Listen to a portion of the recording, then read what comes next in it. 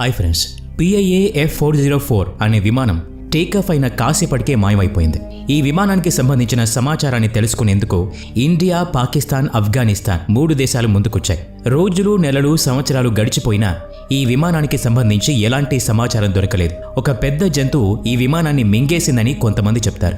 భారత్ దాన్ని ధ్వంసం చేసిందని మరికొద్ది మంది చెప్తారు. ఇంకొద్ది మంది ఈ విమానం మరో ప్రపంచంలోని మరో కక్షలోకి వెళ్లిపోయిందని అంటూ ఉంటారు. ఈ రోజుకి ఈ విమానానికి సంబంధించిన అసలు వాస్తవాలు ఎందుకు బయటకు రాలేదు? అసలు ఈ విమానం ఏమైంది, ఎక్కడుంది? ఈ రోజు ఈ వీడియోలో ఈ విషయాలు డిస్కస్ చేద్దాం.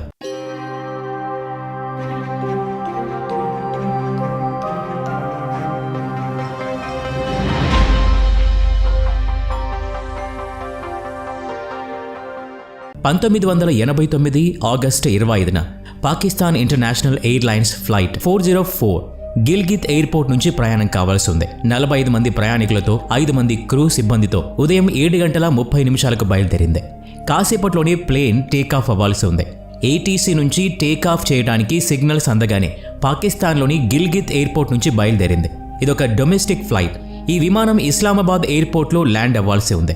ఈ విమానం కొండలపై నుంచి ప్రయాణించాల్సి ఉంది. ATC ఆదేశానుసారం అది తన గమ్యస్థానానికి బయలుదేరింది. ATC 5 నిమిషాల వరకు 404 విమానాన్ని గైడ్ చేస్తూనే ఉంది. మంచు కొండల మధ్య నుంచి ఇస్లామాబాద్ ఎయిర్పోర్టు వైపు బయలుదేరింది. 9 నిమిషాల తర్వాత ATC విమాన సిబ్బందితో మరోసారి కాంటాక్ట్ చేశారు. కానీ ATCకి ఎలాంటి సమాధానం రాలేదు. కాసేపటికి బ్యాక్ టు బ్యాక్ కాంటాక్ట్ చేయడానికి ప్రయత్నించారు, కానీ నో రెస్పాన్స్. 404 ఫ్లైట్ ప్రమాదంలో చిక్కుకుందని ATCకి అనుమానం కలిగింది. వెంటనే ఒక హెలికాప్టర్ని అదే దారిలో పంపారు. అనేక గంటలు వెతికినా కూడా ఫ్లైట్ 404కి సంబంధించిన సమాచారం ఎక్కడా దొరకలేదు. పాకిస్తాన్ ఇండియా సాయం కూడా కోరింది. తమ విమానం తప్పిపోయిందని, పొరపాటున భారత్లో ప్రవేశించిందేమో వెతికేందుకు సహకరించమని అడిగింది. భారత్ కూడా సర్చ్ ఆపరేషన్లో భాగమైంది. అయినా సరే ఫ్లైట్ 404 ఆచూకీ ఎక్కడా దొరకలేదు. 4 రోజుల పాటు హెలికాప్టర్, ప్లేన్ అంతా గాలిస్తూనే ఉన్నాయి. ఎక్కడా విమాన శకలాల ఆనవాళ్లు కూడా కనిపించలేదు. గిల్గిత్కి సమీపంలో ఉండే పర్వతాల ఎత్తు 24,000 అడుగులు. ఇంత ఎత్తైన చల్లని ప్రదేశంలో మంచు విపరీతంగా పరుచుకుని ఉంటుంది. తెల్లని మంచులో తెల్లని విమానం కనిపించదు. అందుకే పాకిస్తాన్ ప్రభుత్వం చుట్టుపక్కల ప్రాంతాల వారి సాయం కూడా కోరింది. అందరూ కలిసి మంచు పర్వతాల మీద విమాన శకలాల కోసం వెతుకుతూనే ఉన్నారు. కానీ విమానానికి సంబంధించి ఎలాంటి సమాచారం దొరకలేదు. దీంతో నెమ్మదిగా కొన్ని పుకార్లు మొదలయ్యాయి. ఒక పెద్ద దయ్యం ఆ పర్వతాల్లో తిరుగుతోందని, ఆ దయ్యమే ఈ విమానాన్ని మింగేసిందని కొన్ని వార్తలు దావానంలా వ్యాపించాయి. ఫ్లైట్ 404ని వెతకడంలో విఫలమైన పాకిస్తాన్ భారత భూభాగంలోకి ప్రవేశించిన ఫ్లైట్ 404పై భారత సైన్యం దాడి చేసిందనే అభాండం వేసింది. కొంతకాలం తర్వాత సెర్చ్ ఆపరేషన్ కూడా ఆపేసింది. కాలక్రమంలో ఈ సంఘటన జరిగి 33 సంవత్సరాలు గడిచిపోయాయి. ఈ ప్లేన్ ఇన్వెస్టిగేషన్ జరగలేదు. ఎందుకంటే దీనికి సంబంధించి ఎలాంటి ఆనవాళ్లు దొరకలేదు. ఈ రోజుకి ఇదొక మిస్టరీగానే మిగిలిపోయింది. పాకిస్తాన్ ఇంటర్నేషనల్ ఎయిర్లైన్స్ ఫ్లైట్ 404కి ఏమైందో ఎవరికీ తెలియదు. 33 సంవత్సరాల తర్వాత ఈ మిస్టరీకి సంబంధించిన సమాచారాన్ని తెలుసుకునేందుకు ప్రయత్నిద్దాం. ఈ మిస్టరీని అర్థం చేసుకునే కంటే ముందు ఈ ఎయిర్పోర్ట్ ఎక్కడుందో పరిశీలిద్దాం. గిల్గిత్ ఎయిర్పోర్ట్ విశాలమైన పర్వతాల మధ్య ఉంటుంది. ఈ ఎయిర్పోర్ట్ నుంచి టేకాఫ్ అయిన విమానాలు వెంటనే పర్వతాల్ని దాటుకుని గమ్యస్థానాలకి చేరుకుంటాయనుకుంటే పొరపాటే. ఈ విమానాలు ఈ పర్వతాల గుండానే ప్రయాణించాల్సి ఉంటుంది. ఈ వీడియోలో కనిపిస్తున్న ఎల్లో లైన్స్ గుండా విమానాలు గమ్యస్థానాలకు చేరాల్సి ఉంటుంది. కానీ ఇక్కడ బుంజీ అనే ప్రదేశం ఉంది. బుంజీ తర్వాత మరో బ్లూ లైన్ కనిపిస్తుంది. ఒక్కోసారి విమానాలు ఈ బ్లూ లైన్ దారిలో కూడా ప్రయాణిస్తాయి. ఇలా ఎందుకు అంటే ఈ దారిలో చోంగ్రా హిల్, నంగా హిల్ లాంటి విశాలమైన పర్వతాలుంటాయి. ఇవి 25,600 మీటర్ల ఎత్తులో ఉంటాయి. 4 వైపులా మంచు పర్వతాలు చూసేందుకు చాలా అందంగా కనిపిస్తాయి. కానీ అంతే ప్రమాదకరమైన ప్రదేశం కూడా.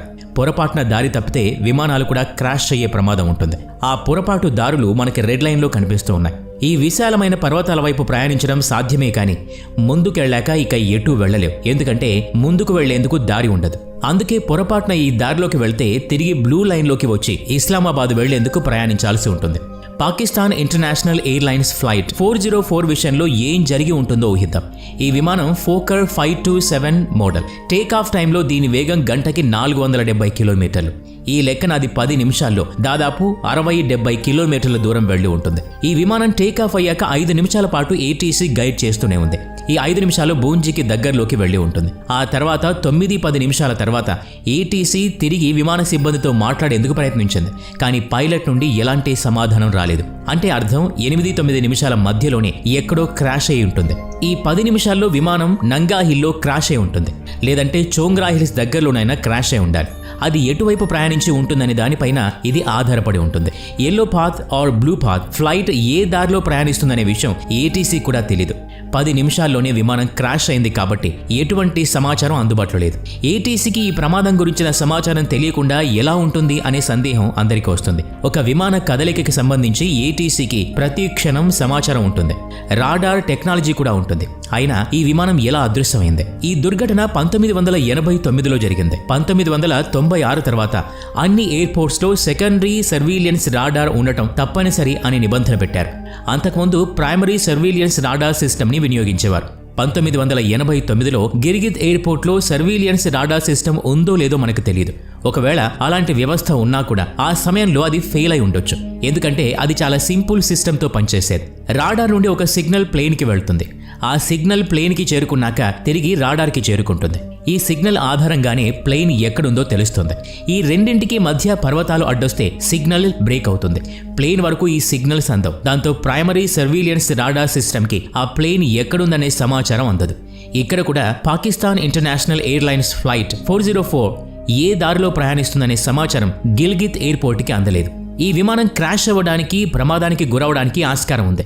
ఒకటి, పైలట్ దారి మర్చిపోయే ప్రమాదం ఉంది. ఎల్లో లైన్, బ్లూ లైన్ దాటి గనుక ప్రయాణించి ఉంటే ఈ పర్వతాల మధ్య ప్రమాదానికి గురయ్యే అవకాశం ఉంది. ఈ రెండు దారుల గుండా ఇండస్ రివర్, ఆస్టర్ రివర్ ప్రవహిస్తూ ఉంటాయి. ఈ నదీ ప్రవాహాల చుట్టుపక్కల చిన్న చిన్న పల్లెలు కూడా ఉన్నాయి. అక్కడ విమానం ప్రమాదానికి గురై ఉంటే వెంటనే సమాచారం తెలిసేది. కానీ ఈ రోజుకి ఈ విమానానికి సంబంధించి ఎలాంటి సమాచారం లేదు. బహుశా ఇది దారి తప్పి రెడ్ లైన్లోకి వెళ్లిపోయి ఉంటుంది. పైలట్ అప్పుడు కూడా సరైన దారిలోనే వెళ్తున్నామని భావించి ఉంటాడు. సమస్య అర్థమైనా కూడా ఏటీసీకి సమాచారం అందించే వ్యవధి కూడా ఉండకపోయి ఉంటుంది. టెక్నికల్ సమస్య ఉంటే ముందే తెలిసేది. క్షణాల్లోనే ప్రమాదం జరిగిపోయి ఉంటుంది. సమాచారం చేరవేసే సమయం కూడా లేదేమో. లేదంటే ఎక్కడైనా మంచు పర్వతాన్ని ఢీకొని చాలా వేగంగా కిందకి జారిపోయి ఉండొచ్చు. ఈ చిన్న విమానం ఈ మంచు కొండల కిందే శిథిలమైపోయి ఉండొచ్చు. లేదా విమానంలో ఏదైనా మంటలు చెలరేగినా ఆ వేడికి మంచు చాలా వేగంగా కరిగి విమానం మరింత లోపలికి పూడుకుపోయి ఉంటుంది. సరైన సమయంలో విమాన ప్రమాదాన్ని గుర్తించకపోతే ఇక వాటి ఆచూకీ తెలుసుకోవటం అసాధ్యమే అవుతుంది. అందుకే ఫ్లైట్ 404 ఇప్పటికీ కనిపించకుండా పోయింది. ఇప్పుడు పరిస్థితులు మారాయి. ప్రైమరీ సర్వీలియన్స్ రాడార్ సిస్టమ్ స్థానంలో సెకండరీ సర్వీలియన్స్ రాడార్ సిస్టమ్ని ఏర్పాటు చేశారు. ADS-B కూడా అందుబాటులోకి వచ్చింది. శాటిలైట్ నుంచి నేరుగా సమాచారం తీసుకుంటుంది. విమానం ఎక్కడుందో తెలుసుకుంటుంది. మధ్యలో ఎలాంటి ఆటంకాలు ఎదురైనా సమాచారం తప్పకుండా అందుతుంది. ఇలాంటి వ్యవస్థ ఏర్పాటు వల్ల భవిష్యత్తులో విమాన ప్రమాదాల్ని నివారించవచ్చు. ఈ వీడియో నచ్చినట్లయితే లైక్ చేయండి, షేర్ చేయండి. ఇలాంటి మరిన్ని వీడియోస్ కోసం ఈ ఛానల్కి సబ్స్క్రైబ్ చేసుకుని బెల్ ఐకాన్ మీద క్లిక్ చేయండి. నెక్స్ట్ వీడియోలో మళ్ళీ కలుద్దాం. Thanks for watching.